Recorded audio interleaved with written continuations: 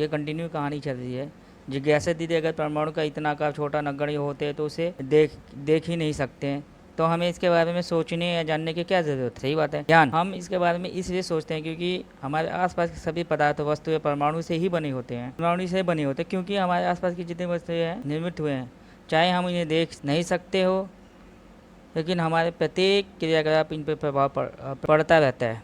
के रसायनज्ञ जिनका नाम था डाल्टन, वे पदार्थ के प्रकृति के बारे में अद्भुत सिद्धांत प्रस्तुत किए जो रासायनिक संयोग के नियम पर आधारित है। इन सिद्धांतों के अनुसार सभी पदार्थ तत्व यौगिक एलिमेंट्स मिश्रण तत्व यौगिक और मिश्रण एलिमेंट कंपाउंड या मिक्सचर सूक्ष्म कणों जिसे हम कहते हैं परमाणु से बने होते हैं, इंग्लिश में एटम कहते हैं।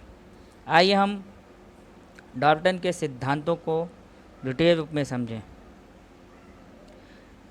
डाल्टन का फर्स्ट पॉइंट देखिए आप, सभी पदार्थ जो ठोस गैस सूक्ष्म कणों से मिलकर बने होते हैं, जिन्हें हम इससे पहले भी एटम मॉलिक्यूल के बारे में जब डिस्कस हुआ था, तो एटम और परमाणु पहले भी हम डिस्कस कर चुके हैं कि ये सूक्ष्म कण होते हैं जिसे हम परमाणु वह सबसे छोटी इकाई है जो रासायनिक अभिक्रिया में भाग लेती है। परमाणु अगर हम कहेंगे तो क्या है कि ये रासायनिक अभिक्रिया में भाग लेती है। ये इम्पोर्टेंट पॉइंट है।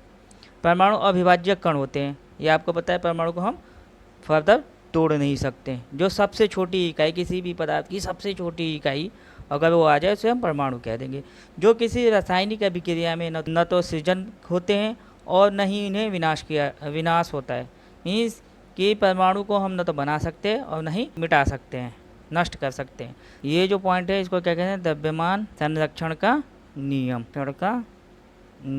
तीसरा पॉइंट क्या है, किसी भी दिए गए तत्व यौगिक के परमाणु का आकार, द्रव्यमान और रासायनिक गुण सदैव एक समान होते हैं।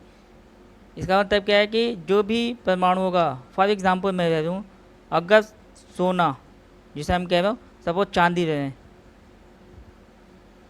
चांदी और सोना दोनों को आप कंपेयर कर दो,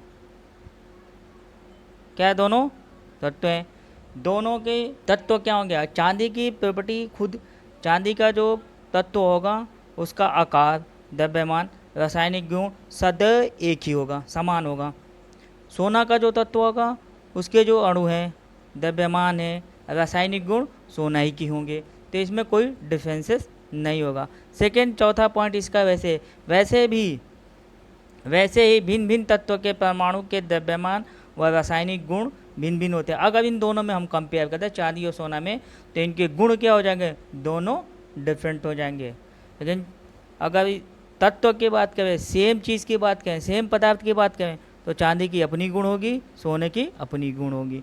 लेकिन दोनों को भिन्न भिन्न तत्व हो गए। अगर इसके परमाणु द्रव्यमान सोने का देखते हो, सोने का ज़्यादा होता है, चांदी का कम होता है। नेक्स्ट पॉइंट पे आते हैं। अलग तत्वों के परमाणु एवं पूर्ण संख्या से निश्चित अनुपात से मिलकर यौगिक बनाते हैं। संयोग का जो रासायनिक संयोग का नियम, उसमें हमने स्थिर अनुपात का नियम जब बताया था, तो उसमें आपने उसमें क्या पॉइंट था, यही था कि कोई भी तत्व संयोग करके क्या बनाते हैं, यौगिक बनाते हैं। लेकिन जब वो यौगिक बनाएंगे तो उसका निश्चित अनुपात होगा। उसमें हमने क्या देखा है, इसको क्या कहते हैं, ये पांचवें पॉइंट को स्थिर अनुपात का नियम। थोड़ा सा वीडियो लंबी हो जाएगी लेकिन समझना चाहिए बच्चों को, ठीक है। अब यहाँ पे एग्जाम्पल, जैसे मैंने हाइड्रोजन की बात किया था, जो पानी बना, वाटर मॉलिक्यूल क्या बना था, इसमें पानी रेशियो क्या था, 1:8 का। तो ये निश्चित अनुपात से ये संयोग कर गए। छठा पॉइंट इसका, किसी भी यौगिक में परमाणु की सापेक्ष संख्या एवं प्रकार निश्चित होती है। तो इसके जो रिलेटिव आप संख्या निकालोगे तो सभी के परमाणु के संख्या निश्चित होगी। मोल कॉन्सेप्ट पे आगे हम डिस्कस करें। 10⁻23 पार्टिकल होते हैं। आइए अब इन प्रश्नों के उत्तर दे। सभी पदार्थ सूक्ष्म कणों से क्या होते हैं, परमाणु से, इसमें क्या लिखेंगे, परमाणु से बने होते हैं। जो भी पदार्थ है वो किससे बना होगा, परमाणु से बना होगा। दूसरे में आते हैं, परमाणु वह सबसे छोटी इकाई है जो हम क्या कहते हैं, रासायनिक, केमिकल या रासायनिक अभिक्रिया से बने होते हैं। तीसरा, डाल्टन का परमाणु सिद्धांत के नियम के आधार है, डैश नियम के आधार है। अब यहाँ पे दोनों नियम है, तो दोनों नियम को हम क्या कहते हैं? रासायनिक संयोग का नियम। क्वेश्चन नंबर 2, डाल्टन के सिद्धांत के किन्हीं 3 बिंदुओं का कारण सहित संक्षेप में वर्णन कीजिए। तो ये आपके जो 6 पॉइंट है, इन 6 में से आप किसी 3 पॉइंट को लेकर आप इसको एक्सप्लेन कर सकते हैं। तो सब्सक्राइब कीजिए, शेयर कीजिए, कमेंट कीजिए। Thank you.